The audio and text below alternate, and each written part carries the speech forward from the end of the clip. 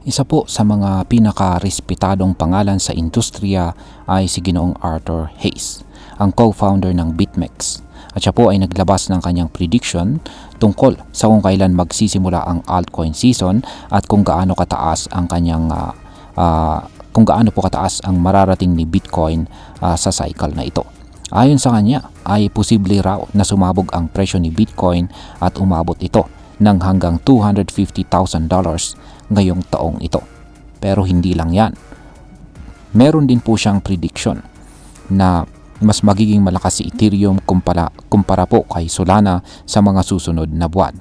Kaya sa video na ito ay pag-uusapan po natin ng buo ang mga sinabi ni Ginoong Arthur Hayes, kailan darating ang altcoin season, ano ang inaasahang galaw ni Bitcoin at mga top altcoins, at syempre ang epekto po nito para sa atin bilang mga Pinoy crypto enthusiast. At ayan, bago po tayo magpatuloy ay pakibasa na lamang po muna ang disclaimer dito sa ibaba ng ating screen. At ayan, ang ating nakikita sa larawang ito ay si Ginoong Arthur Hayes na isang respetadong crypto analyst. At maliban po dyan ay siya na rin ang co-founder ng kilalang crypto exchange na BitMEX. Kaya ayan, ngayon ay simulan na po natin kung kailan daw mangyayari ang altcoin season ngayong taong 2025. Ayan, ito ang panahon kung saan po ang ano nga ba ang altcoin season? Ito po ang panahon kung saan mas mabilis tumaas ang presyo ng mga altcoins kaysa kay Bitcoin. Ibig sabihin ay kung meron kang hawak na mga altcoins tulad po ni na Ethereum at Solana, yan, or yung iba pang mga mas maliliit na tokens, dito mo makikita yung biglaang pagtaas ng kanilang halaga. Ayon po kay Ginoong Arthur Hayes, hindi pa raw nagsisimula ang tunay na altcoin season sa cycle na ito.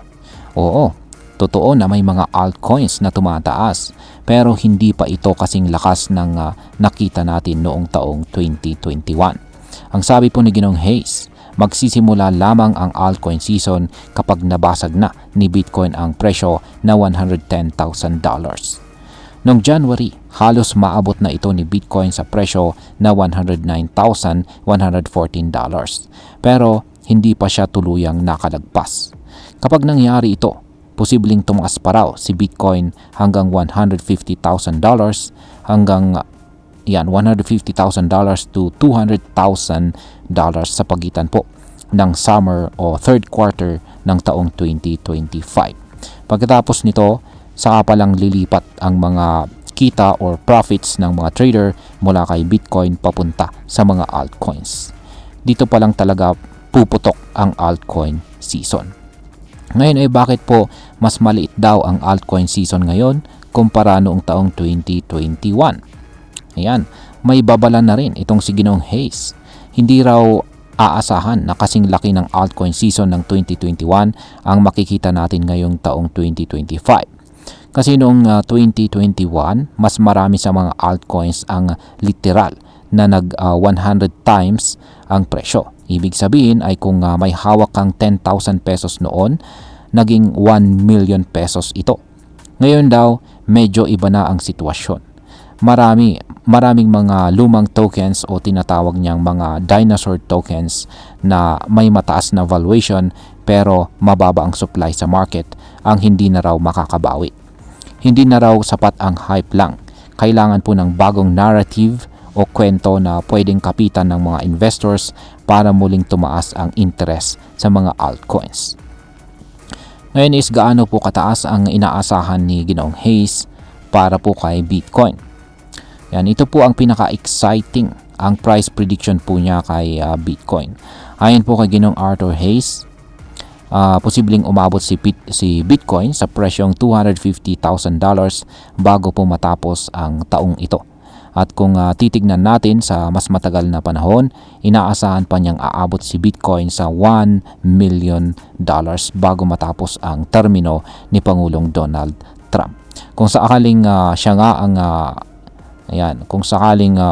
nga ang manalo ulit sa US presidency sa taong 2028. Ngayon ay ano po ang dahilan? Sabi niya ay maraming pera ang lilipat mula sa mga traditional na investments tulad po ng stocks at saka bonds papunta sa tinatawag na hard assets gaya ni Bitcoin. Ang tiwala ng mga tao sa fiat currency ay unti-unti na pong nababawasan, lalo na't patuloy ang pagtaas ng utang ng mga bansa at ang pagprint ng bagong pera. Kaya si Bitcoin bilang isang decentralized at saka limited supply na asset ay nagiging mas attractive sa mga investors. Yan, dito naman po tayo kay Ethereum at saka Solana. Isa pang mahalagang bahagi ng sinabi ni Ginoong Hayes ay ang kanyang opinyon tungkol kay Ethereum at saka Solana. Sa nakaraang mga taon, nakita niyang lumipad si Solana mula $7 hanggang $265. Sa cycle na ito, nalampasan pa niya ang all-time high niya noong taong 2021. Samantalang si Ethereum, kahit isa po siya sa mga pinaka-veterano dito sa mundo ng crypto, ay hindi pa rin nakakaabot sa kanyang previous all-time high. Pero kahit ganito ang sitwasyon, sinabi po ni Ginoong Hayes na mas pipiliin pa rin niya si Ethereum kumpara kay Solana. Ayon po sa kanya, kahit hindi gaanong popular si Ethereum sa ilan, siya pa rin ang may pinakamataas na total value lock or TVL, pinakamaraming active developers at pinaka-secure na proof of stake blockchain.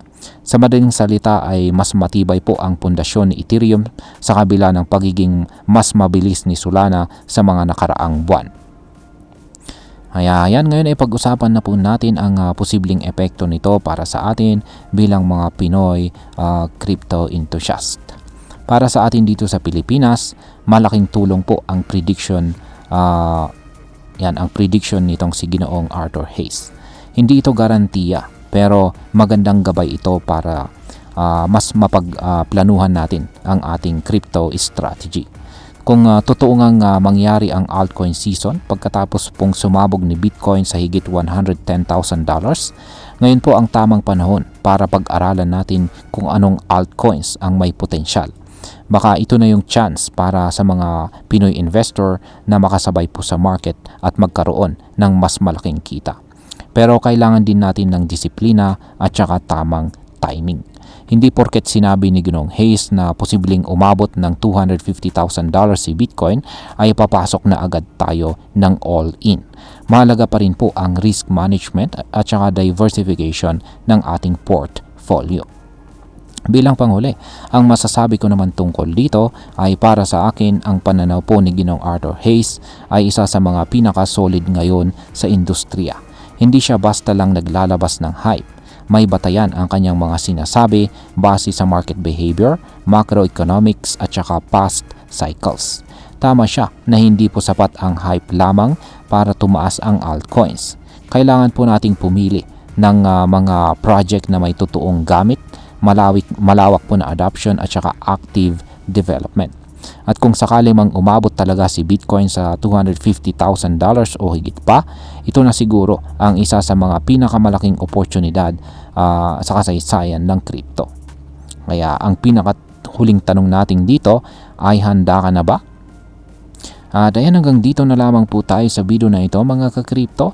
Marami pong salamat sa panonood. Ingat po tayo lagi at God bless po sa ating lahat.